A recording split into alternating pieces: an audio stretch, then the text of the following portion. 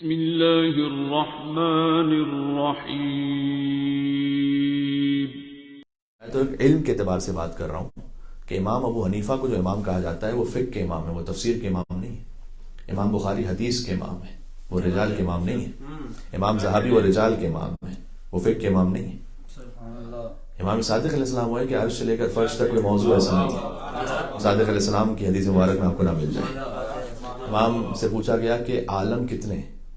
الحمدللہ رب العالمین، عالم کتنے ہیں؟ حمد اس پروردگار کی جو عالمین کا رب ہے۔ امام نے فرمایا کہ 12,000 عالم ہے۔ اس وقت آپ کو ہر کچھ عرصے بعد کوئی نہ کوئی نیوز آتی ہے اسپیس سائنسز کے بارے میں، اتنے بلین سٹارز جو ہیں وہ اور دریافت ہو گئے، ملکی ویز ہیں، گیلیکسیز ہیں۔ امام نے کہا کہ جو کل ملا کر 12,000 عالم ہیں اور ہم 12 کے 12,000 پر حجت ہیں۔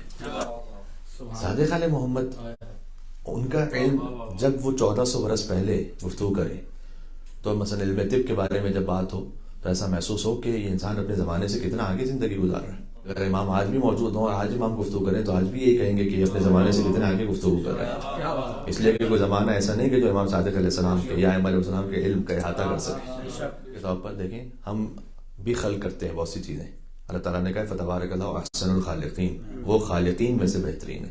ہم بھی کچھ خلق کرتے ہیں لیکن جو ہم خلق کرتے ہیں ہم اس پر احاطہ نہیں رکھتے۔ آرٹیفیشل انٹیلیجنس خلق ہوئی، اس کا احاطہ یعنی انسان نے خلق کیا ہوا ہے لیکن کوئی انسان کیا اس پر پورا احاطہ رکھتا ہے؟ نہیں۔ ابھی ہمیں معلوم بھی نہیں کہ اس کا آگے جا کے نتیجہ کیا نکلنے والا ہے۔ اللہ سبحانہ و تعالیٰ کی خلقت میں یہ معاملہ نہیں ہے، امام علیہ السلام کے علم میں یہ معاملہ نہیں ہے۔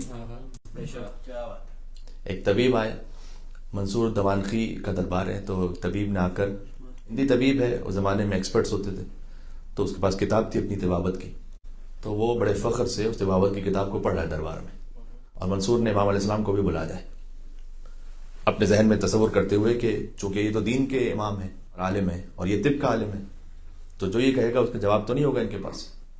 تو جب وہ کچھ بیان کر چکا اپنی کتاب سے تو اس نے امام سے پوچھا کہ کیا آپ نے میری کتاب سے استفادہ کیا؟ امام نے کہا کہ ہم کسی اور کے علم سے استفادہ نہیں کرتے۔ تو اس نے کہا کہ اگر آپ کسی اور کے علم سے استفادہ نہیں کرتے تو پھر کتاب کے بجائے کہاں سے علم حاصل کرتے ہیں؟ امام نے کہا ہمارا علم کتابی نہیں، ہمارا علم الہی ہے۔ اس کے بعد امام علیہ السلام سے اس نے پوچھا کہ اچھا اگر ایسا ہے تو آپ کے یہاں طب کے بارے میں کچھ ہے؟ دیکھیں ایک بات ہے، اپنی فیلڈ کا جب کوئی بہت بڑا ایکسپرٹ آتا تھا نا امام علیہ السلام سے بات کرنے کے لیے، اور جب وہ یہ کہے کہ جو آپ کہہ رہے ہیں وہ مجھے نہیں معلوم، تو پھر یہ ہے علم کی معراج۔ جیسے کہ ابو حنیفہ مثال کے طور پر، میں نے کہا فقہ کا امام ہے، میں حق و باطل کی بات نہیں کر رہا، تو وہ دنیا کے امام ہیں، میرے امام کے غلام ہیں۔ تو امام نے کہا کہ طب کے لیے میرے جد نے یہ ارشاد فرمایا ہے کہ سردی کا علاج گرمی سے کرو، گرمی کا علاج سردی سے کرو، پہلا فقرہ کا امام نے، جو حکمت میں آج بڑی کامن بات ہے۔ اس کے بعد امام نے فرمایا کہ تمام جو ڈیزیز ہیں اس کی روٹ اسٹمک ہے، تو اس کا خیال رکھو تو ہر بیماری سے محفوظ رہو گے، یعنی اپنی غذا کا خیال رکھو۔ فَلْيَنْظُرِ الْإِنسَانُ إِلَىٰ طَعَامِهِ، انسان کو دیکھنا چاہیے کہ وہ کیا کھا رہا ہے۔ یہ گفتگو ہوئی تو اس نے کہا کہ آپ بڑے عالم ہیں یا میں بڑا عالم ہوں طب کا؟ اب امام علیہ السلام یہ فرمائیں کہ میں بڑا عالم ہوں، اس وقت شاید امام نے مصلحت میں یہ نہیں سمجھا۔ امام نے کہا تم کیا سمجھتے ہو کہ تم بڑے عالم ہو یا میں بڑا عالم؟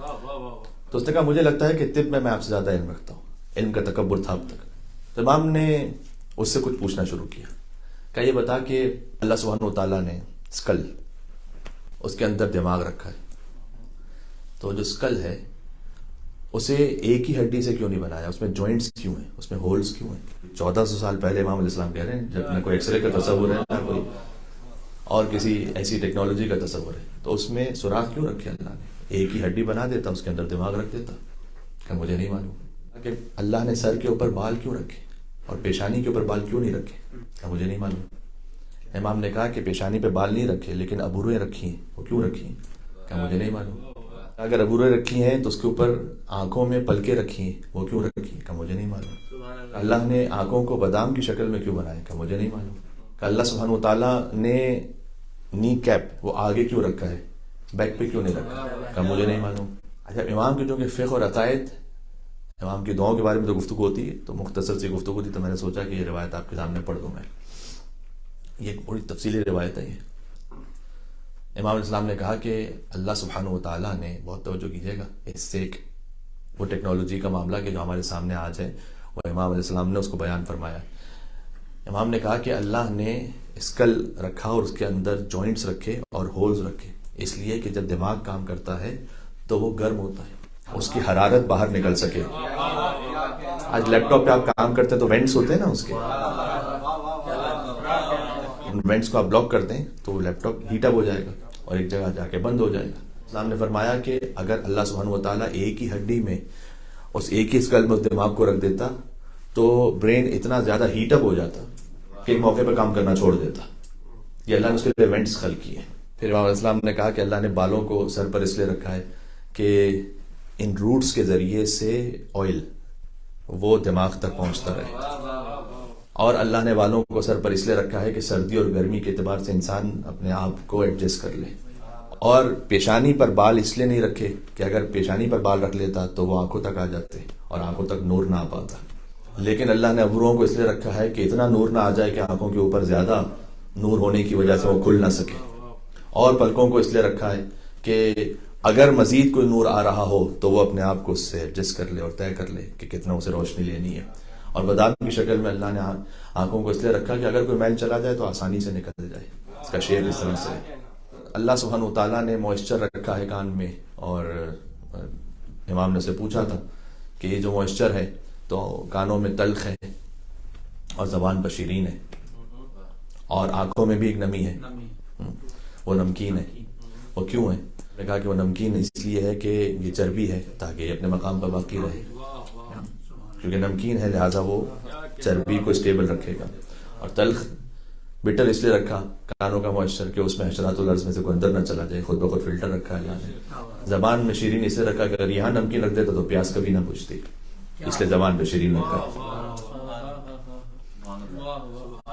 پھر امام اسلام نے کہا کہ نی کیپس اللہ نے آگے اس لیے رکھے ہیں تاکہ تم آگے بڑھ سکو، اگر بیک پہ رکھتا تو آگے نہ بڑھ سکتے، پیچھے چلنا پڑتا. اس کے بعد امام اسلام نے اسے لنگس کے بارے میں بتلایا، ڈائجسٹو سسٹم کے بارے میں بتایا. تو کہتا ہے کہ میں آپ کے ہاتھ پہ بیعت کرنا چاہتا ہوں اس لیے کہ نہ آپ کے گھر سے بہتر کوئی گھر ہے، نہ آپ کے گھر سے بہتر کوئی گھر ہے.